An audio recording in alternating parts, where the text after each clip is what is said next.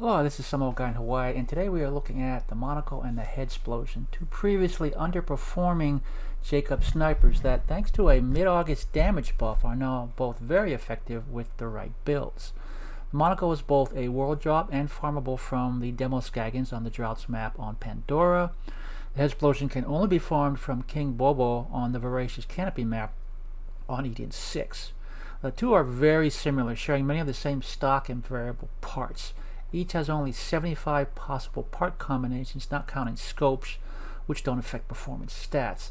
Like most unique weapons in the game, however, each excels in dealing out damage in different ways.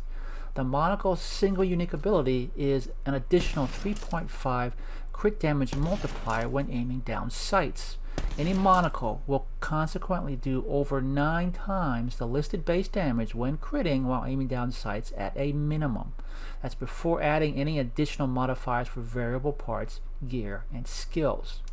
The Headsplosion has two unique abilities. 1, crit shots do explosive splash damage, and 2, those crits can ricochet at up to 3 vice the normal 1 nearby enemy, and each of those ricochets are explosive splash as well.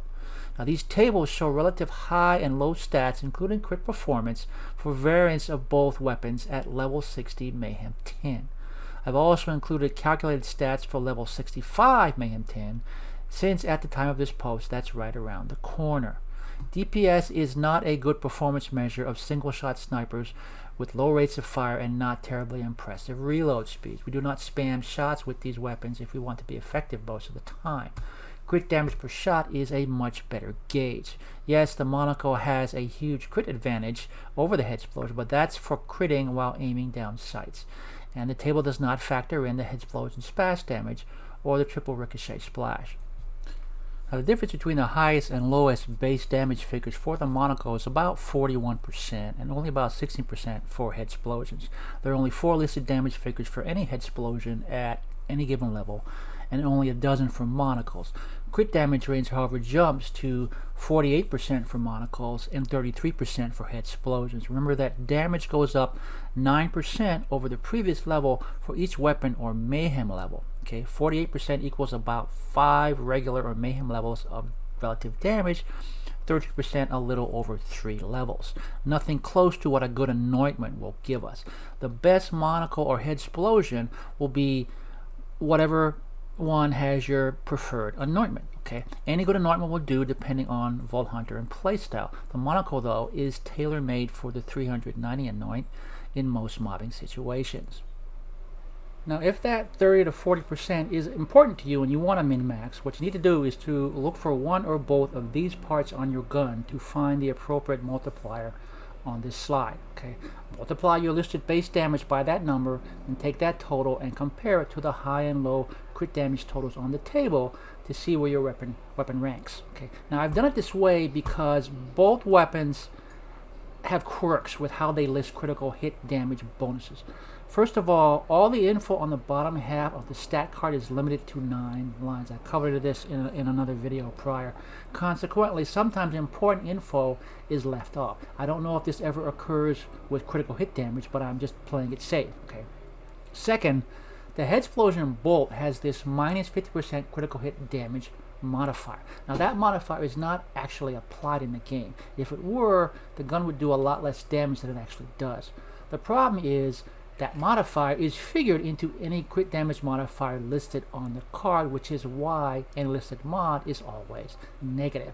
Now I could tell you how to do the math, but it's easier if I just give you the multiplier for each listed mod and also how to use parts to determine the right multiplier. Okay. Now, which sniper you prefer, if either, depends on build and playstyle. I am primarily an MR main, and a good Ties That Bind build will make either of these weapons shine. Moze might make good use of the Headsplosion with her splash damage abilities. Flak has possibilities given Fade Away and Megavore. I have not tested these weapons out with every single Vault Hunter in every single arena in the game. Okay. I think these weapons are fun and effective in most, but not all areas of the game, and I want to focus on why for a bit. One key difference between these two, and something I don't normally focus on, are the scopes. The Headsplosion comes with one of these 3 scopes, 5.3, 6.0, or 6.5 power. Now these are effective at medium or longer ranges, and we can actually hip fire Headsplosions at closer ranges given the splash damage. Okay. All monocles, however, come with the same huge 14.6 power scope, possibly the most powerful in the game, which forces us to work at long range to get those ADS crits. It's a true traditional sniper. It is not a weapon we run and gun with in the middle of a mob. Okay, this brings me to the topic of snipers in general in Borderlands 3. The toughest endgame content in the game, takedowns and circles of slaughter, are not ideal settings for true snipers. I don't consider the ammo-eating Sandhawk or the complex route to be true snipers. The former is too inaccurate and slow projectile-wise, and neither requires the use of a scope to be effective. I consider both to be just damn good and a lot of fun to use. Okay, true sniping, as in knowing where enemy crit spots are, maneuvering to hit those crits through a scope, and staying alive while doing so, is difficult when the arenas are limited in size, the enemies are tankier, and they come at us faster in larger numbers than in other areas. It's just the nature of the game. It can be done, but it takes more effort and skill, and it's not just a lot easier to use a different weapon in those situations, it's more appropriate. Okay? Does that mean these weapons are lesser just because they can't solo all content? No, it just means we have to pick and choose when we use them. I will say that for about 90% of the game content, being able to sit back at long range and pick off multiple enemies with 1 or 2 shots is a hell of a lot of fun. It's a change of pace from running around in the middle of a firefight at 90 miles an hour and the essence of sniping. And if you like that sort of thing or want to give it a try, these 2 weapons are ideal. Check them out. Now, if you have any comments or questions, feel free to leave those below. A like would be appreciated. Subscribe and hit the bell if you want to be notified of more content like this. You can also check me out on twitchtv.com/SamoGuy in Hawaii and ask me directly. Stay safe, and as always, thanks for watching.